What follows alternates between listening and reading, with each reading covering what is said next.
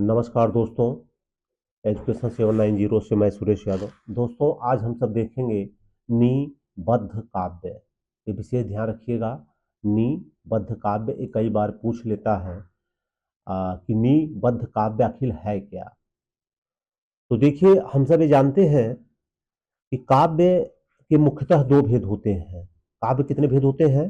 दो भेद होते हैं, जिसमें एक श्रव्य काव्य होता है और दूसरा क्या होता है? दृश्य काव्य। एक श्रव्य होता है, दूसरा दृश्य काव्य होता है।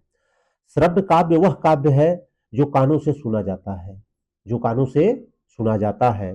और दृश्य काव्य वह काव्य है जो अभिनय के माध्यम से देखा जाता है या सुना जाता है।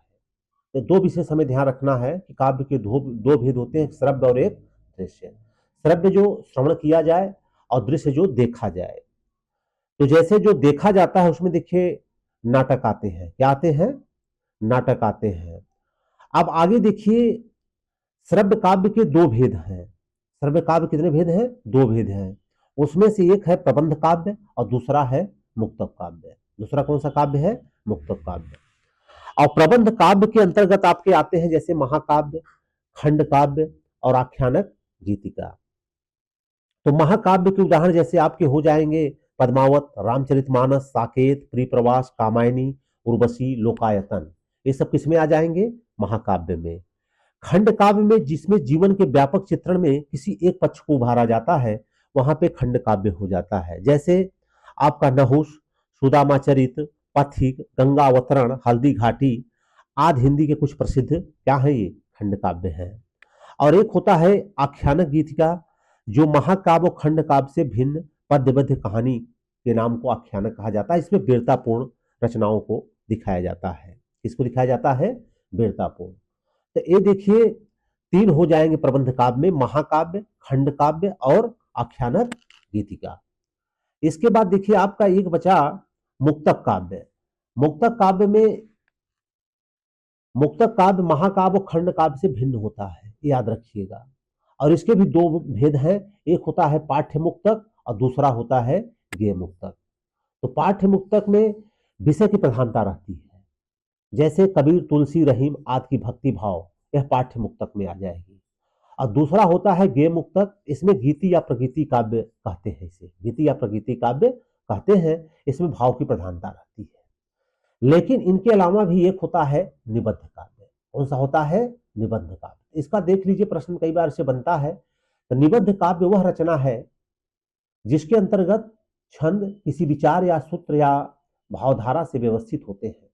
इस रचना में केंद्रीय भाव अथवा कुछ संचारी भावों का विकास क्रमशः दिखलाई देता है। इसी की निबद्धता रहती है। मध्यकाल राम काव्यों में अधिकतर काव्य इसी कोटि में आते हैं। डॉक्टर भागीरथ मिश्र ने पद्य काव्य में प्रबंध और मुक्तक के साथ एक और कौन सा बताया है? निबंध को, जो पहले मैं बता चुका हूं कि प्रबंध काव्य और मुक्तक काव्य। और प्रबंध के भी आपने तीन भेद देखा और मुक्तक के भी आपने तीन भेद देखा।